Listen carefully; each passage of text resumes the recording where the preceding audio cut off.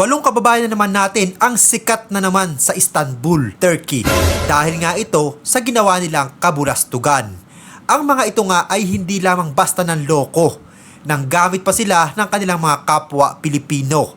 Ang pangako, bibigyan ng permanent residency para makapagtrabaho sa nasabing bansa. Pero anong nangyari, iba ang kinahantungan. At ito nga ay nauwi sa pagkaaresto ng nasabing 8 Pilipina. At kung ano nangyari sa mga ito, panuuri natin ang bidyong ito. Sa bidyong yan ay 11 katao ang inaresto.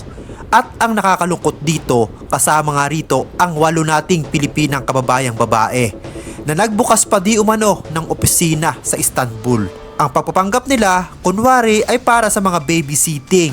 Niloko nila ang kanilang kapwa Pilipino at nakakuha ng 650,000 Turkish lira. Nakakaano lang to, nakakainis diba dahil kapwa Pilipino pa natin ang nanloko. So sa pamagitan nga ng pagbibigay ng peking residence permit. So sinasabi na kumuha sila ng tig to $2,000 mula sa 7 Pilipino na pumunta sa Istanbul. Pinakakuan nila ang mga ito na aayusin ang papeles para sa pananatili nila pero binigyan sila ng peking dokumento.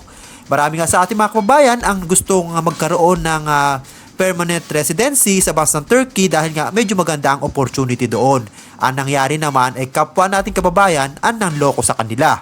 Ang grupo nga na pinamunuan ni na Melody A at Lorena E ay dinala sa korte matapos ang investigasyon sa Gayret TP. So ito nga sa ating mga kababayan, mag-ingat tayo lalong-lalo na sa mga nangangako ng ganitong klaseng dokumento na para lamang tayo maging legal sa isang bansa. Alam natin yung mga ganitong bagay na sinasabing madaling proseso ay isipin natin na too good to be true.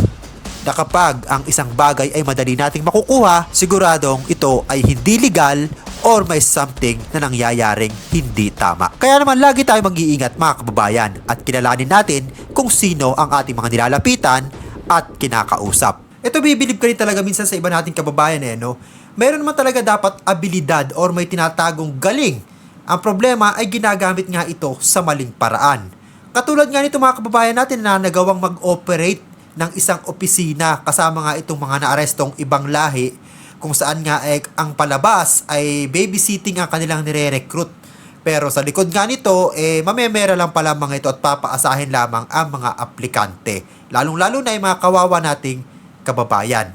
Sa ating mga kababayan, hindi na kayo natuto, hindi na kayo nagtanda. Paulit-ulit na lang din naman ito nangyayari sa iba nating mga kababayan kung saan inasasangkot nga sa ganitong klaseng krimen or sa ganitong klaseng pang-i-scam ng mga kapwa Pilipino sa ibang bansa pa man din dahil nga alam naman nila na kapag ganitong klase na agency na may mga Pilipino, syempre yung mga Pilipina na kababayan natin na nandun na mismo sa bansang sinasabi, mas pipiliin nilang lumapit kasi nga para sa kanila alam nilang mas mapagkakatiwalaan nila yung kanilang mga kababayan na nagtatrabaho doon sa nasabing opisina. Pero sa kasamang palad, hindi nga ito ang nangyari. At nauwi nga sa isang malaking panloloko at nauwi nga sa pagkaaresto ng mga 8 babaeng ito dahil sa kanilang ginagawang panloloko sa kapwa Pilipino. At kung nagustuhan niyo ang videong ito at bago ka pa lamang dito sa aking YouTube channel, ay ini-invite kita mag-subscribe at pahit na rin ang notification bell para lagi kang updated sa mga viral video at balitang OFW na ina-upload natin dito sa ating YouTube channel. Maraming salamat sa iyong panonood.